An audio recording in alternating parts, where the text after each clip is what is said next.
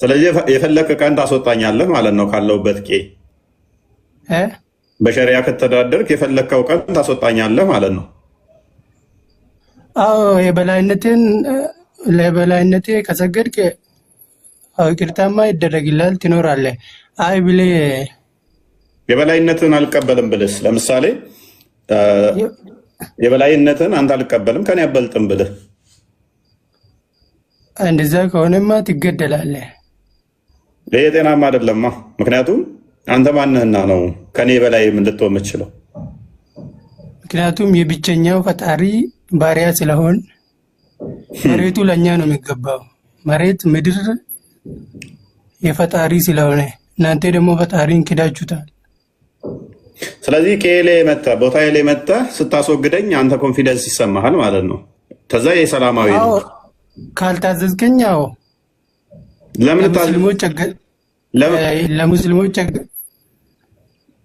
ለሙስሊሞች መንግስት ካልታዘዝክ ማለት ነው።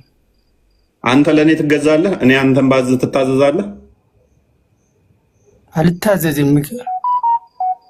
ታዲያ አንተ ማትታዘዘኝ ከሆነ እኔ ለምንድን ነው የምታዘዘው? አንተ ከማን ትለያለህ? ወይ መዲና ሲሄድ አይሁዶች አይደል የተቀበሉት ሙሐመድ? ቆይ መዲና ሲሄድ አይሁዶች አይደል የተቀበሉት? አይሁዶች አይደለም። እና ማን ናቸው?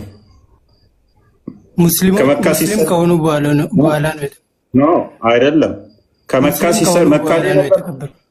ሲሰድ መካ የነበረበት ሰዓት ላይ ጣዖታውያን ነበሩ እዛ መካ። ከመካ ግን ሲሰደድ ወደ መዲና ሲሰደድ አይሁዶች የተቀበሉት። ወደ ኢትዮጵያ የመጡት ደግሞ ክርስቲያኖች ናቸው። ኢትዮጵያኖች መሐመድ ክርስቲያኖች ናቸው። ግን ክርስቲያን ነው ግን ስለ እምነቱ ምናምን ከሰሙ ስለዚህ የተቀበለህን አካል ማጥፋት እንዴት ጤናማ ነው ብለህ ታምናለህ?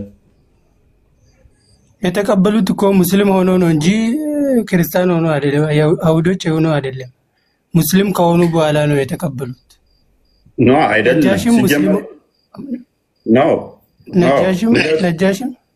ነጃሺ ጋር ማትምጣ። ነጃሺ ሲጀመር ሙስሊም አይደለም። ቤቢ ክርስቲያን ጋር እውነተኛው ክርስቲያን ነው እሱ። እውነተኛው ክርስቲያን በኢየሱስ የሚያምን ኦኬ። ካሊዲ ነው እሱ። ማስረጃ የለም። አንድ ማስረጃ ማምጣት አትችልም። አሁን እንመለስና የምን ማስረጃ የኔበት የምን ማስረጃ እኮ ነጃሺ ሙስሊም እንደነበረ ከሐዲስ ማስረጃ ትሰጠኛለህ? ክርስቲያን ነው እኮ ነጃሺ። ክርስቲያን ማለት ደግሞ እውነተኛው ክርስቲያን ሙስሊም ነበር ብላችሁ ስለምትሉ ማለት ነው። ስለዚህ ማስረጃ የሌለው ነገር አታውሩ። ነጃሺ ሙስሊም አልነበረ። በኋላ ላይ የቀጠፉት የሐሰት ተረት ነው፣ የሐሰት ታሪክ ነው። አሁን ወደ ቶፒክ እንመለስና አዳምጠኝ። ወደ ቶፒክ ችግር የለውም። አሁን ስለ ግለሰብ አናወራቶ ግለሰቡን ተውና ወደ ቶፒኩ መልሰውና ኦኬ ኩን ፈየኩን አንዴ ኩን ፈየኩንስ ኩን ሲለውና አንዴ የሙስሊም ኦኬ ሙሐመድ ሊሞት ሲል ስለ ኢትዮጵያ የተናገረው ምንድን ነው? እሱ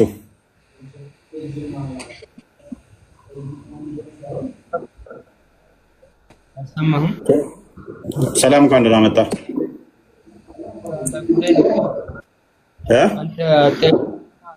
ስለ ኢትዮጵያ አይደለም ጥሩ ነገር የተናገረው፣ ስለ ነጃሽ ነው የተናገረው። ስለ ኢትዮጵያ አይደለም። ኩን ፈየኩን ቆያን ምንድን ነው የምትለው? ድምፅን ከፍ አድርግ። ኩን ፈየኩን መጀመሪያ ስርዓት አልባ ስለሆነ ስርዓት ልታብጅለት ይገባል። ምንም ስርዓት አልባነት የለም። ያው የነብያችሁ ነገር ሲወራ እየየትላላችሁ የታወቀ ነው። ክርስቲያን ቀጥል። አትፈሩበት በነብያችሁ በዚህ መጠን